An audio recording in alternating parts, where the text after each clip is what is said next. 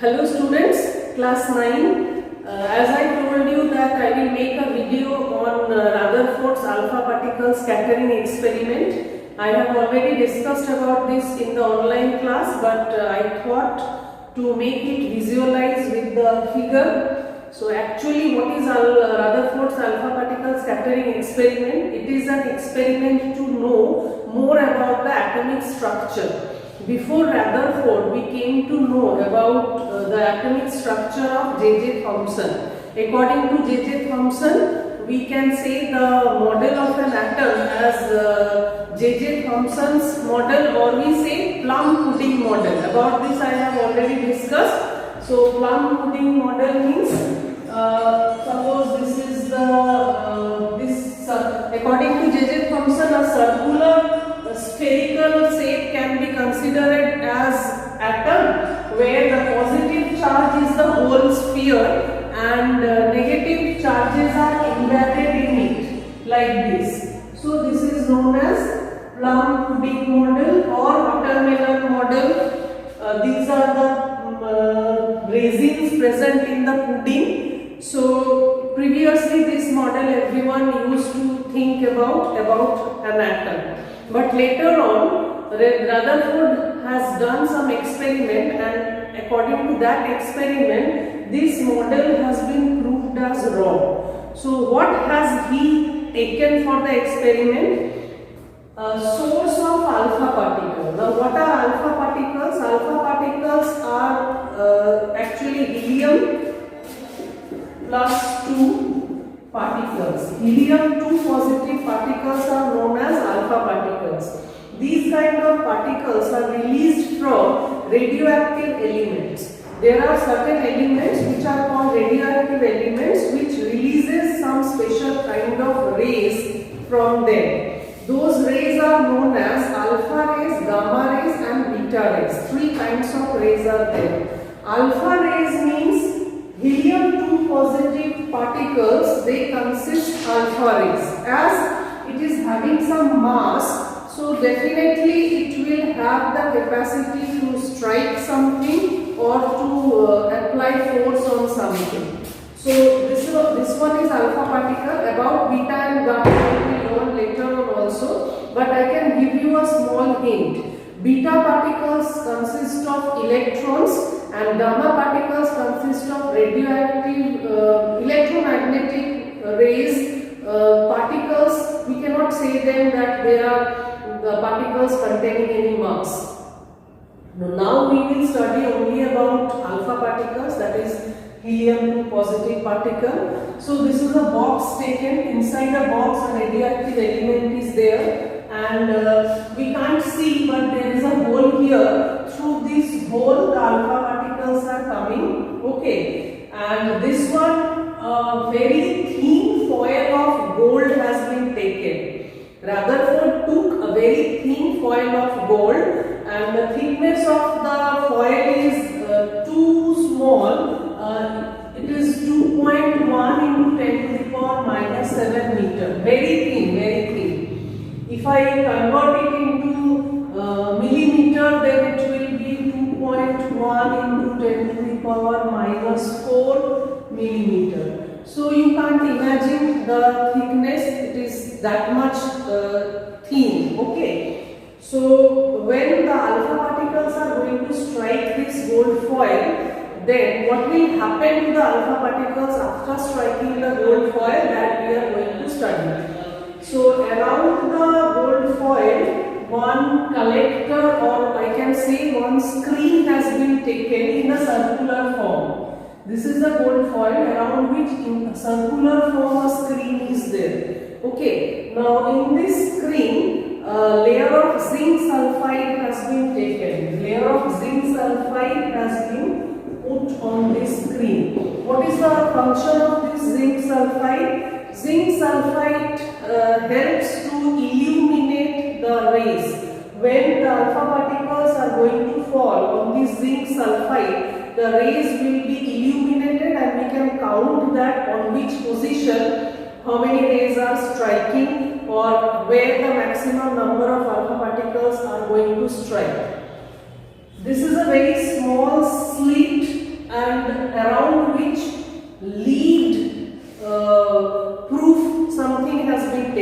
Why? Lead is a very heavy metal, so it can block the path of alpha rays. Alpha rays do not have the capacity to pass through lead. So around this lead, a lead proof, or here also I can say lead proof something is there, so that few alpha particles or particular ray is allowed to come out, others are going to be blocked by that lead. Okay, now what happens when it falls on the gold foil? After falling, when it comes out from the another side, it will scatter. We can find that in the zinc sulfide some scattering illumination. That's why the name is alpha particle scattering experiment. The alpha rays are coming, falling on the gold foil, and after falling it crosses the gold foil and it's scattered on the screen. This is the case in most of the cases, or this is the maximum scenario here. Only he has observed in some cases some of the rays are deviated, means some rays are deviated like this, some are deviated like this. Very few, too less. This ray consists of a large number of rays, very thin bundle. After scattering, they will separate. So we can find most of the scattering rays are falling in this region. Some rays I can find, they after scattering they are moving up to this. Some are deviating, it is actually drawn wrong from here. So some are going to deviate like this, in this direction, That is very small in number or very less in number. Generally we can find that 0.14%, this amount of rays after scattering are going to deviate from the original path by only 1 degree angle. Only 0.14% of the scattered rays are going to deviate by only 1 degree angle. And 1 out of 8,000, that is 0.152%, 1 out of 8,000, they will deviate by more than 90 degree angle. Only very few particles are going to be deviated by this amount. It is there in your book also. This one will deviate by more than 1 degree. More than 1 degree. And 1 out of 8,000 will deviate by more than 90 degree angle. Okay. So after this experiment, he concluded something. So that conclusion is much more important. Mainly two conclusions are there. What are those conclusions from this experiment? Number one, main conclusion is majority of the mass of the atom is concentrated in a very small space, in a very small volume. Okay, and that is consist of positively charged.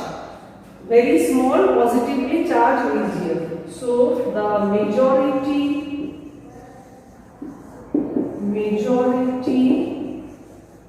of the mass is concentrated. Majority of the mass is concentrated in a very small volume, very small positively charged region. Majority of the mass is concentrated in a very small positively charged region. This is the first conclusion. Now, how he concluded this, that you have to know. This has been concluded because we know that helium is consist of positively charged particle. So the rays will be deviated only if there is another positive charge particle or positive charge region is there, because we know that like charges repel each other.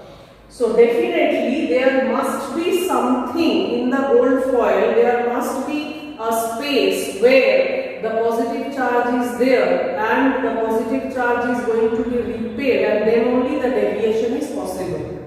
Now we have seen maximum rays are going undeviated and they are scattering in a proper way.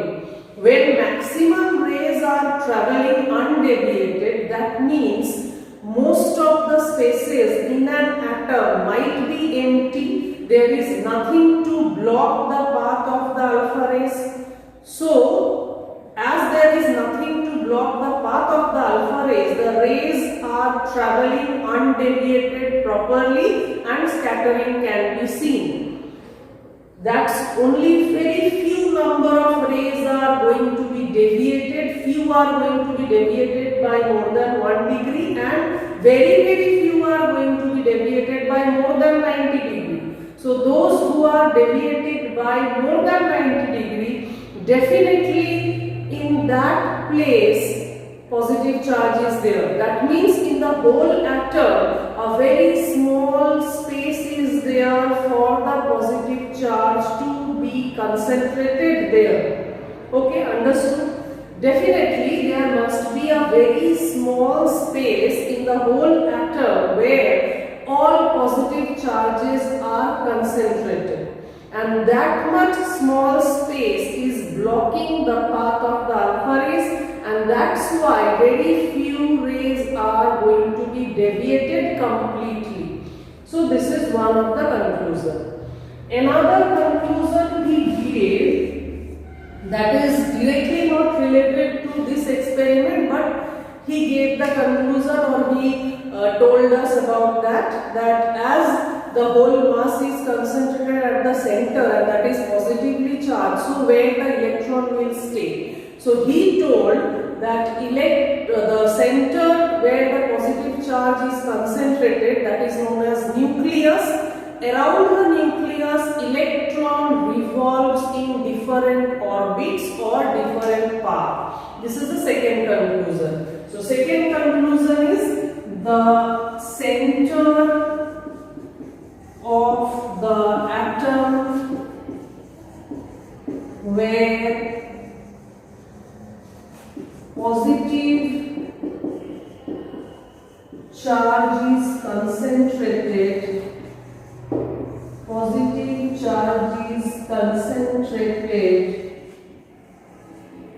is called nucleus. There may be less space, so I am writing the second line here. Okay, that is known as nucleus, and electrons revolve around the nucleus